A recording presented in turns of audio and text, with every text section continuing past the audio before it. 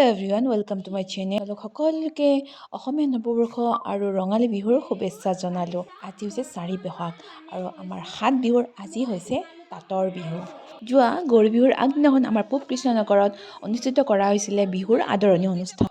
আৰু ইয়াত চলি আছে এতিয়া ভেকচন প্ৰতিযোগিতা আৰু আমাৰ কলাভূমিৰ ছাত্ৰ ছাত্ৰীসকলেও ইয়াত অংশগ্ৰহণ কৰিবলৈ আহিছে।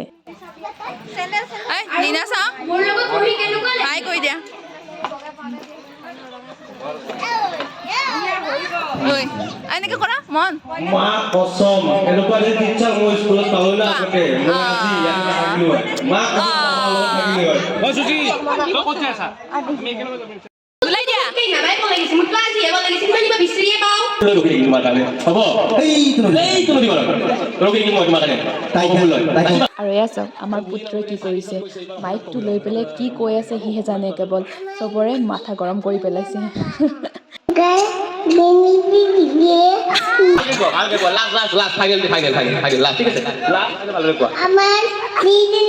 এয়া হৈছে পৰিস্মিতা আৰু দৰ্শনা, আৰু ইহঁতে ছেকেণ্ড প্ৰাইজ পাবলৈ সক্ষম হৈছে।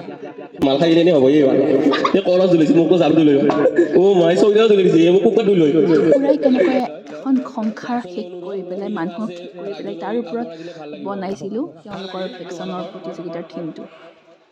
তুমি এতিয়া যিটো ভাও ধৰি আছা কিহৰ আৰু এইকেইজনী মোৰ মৰম লগা ষ্টুডেণ্ট কৃতি আৰু মানৱী। এওঁলোকে সীতা আৰু ৰামৰ অভিনয় কৰিছিলে। এওঁলোকে নিচুকনি বঁটা পাবলৈ সক্ষম হৈছে।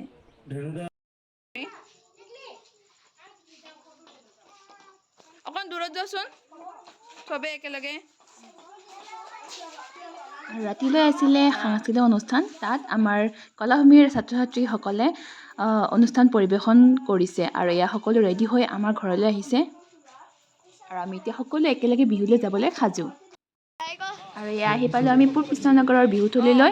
বিহুথলীখন আমাৰ ঘৰৰ একেবাৰে ওচৰতে হয়, সেইকাৰণে 5 মিনিটতে পাই যাওঁ।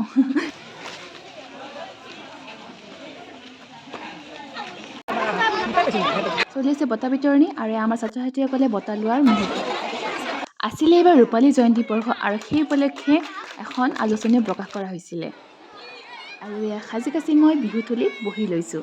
আৰু ইয়াৰ পিছফালে মোৰ মা দেউতাও আহিছে, তেওঁলোকেও আজি বিহু চাবলৈ আহিছে আমাৰ ইয়াত। আৰু আজি ইয়াত অনুষ্ঠিত হ'বলগীয়া নৃত্য প্ৰতিযোগিতাত বিচাৰক হিচাপে মোক আমন্ত্ৰণ কৰা হৈছে। প্ৰতিযোগিতাৰ লগে লগে অন্য অনুষ্ঠানসমূহ পৰিৱেশন কৰি থকা হৈছিল।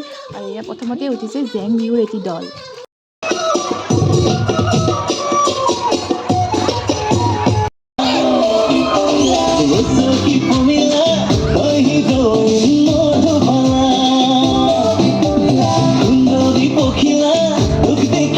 আৰু এয়া চাওক পূব কৃষ্ণনগৰ প্ৰিন্স হিলছ ক্লাবৰ নৃত্যানুষ্ঠান।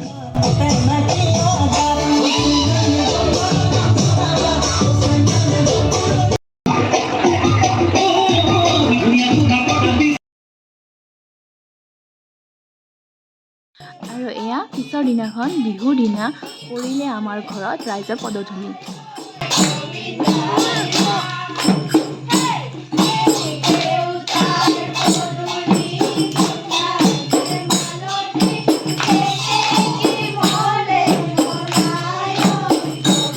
পুনৰবাৰ সকলোলৈ বিহুৰ শুভেচ্ছা জনাই আজিৰ ভিডিঅ'টো ইয়াতে সামৰণি মাৰিছোঁ।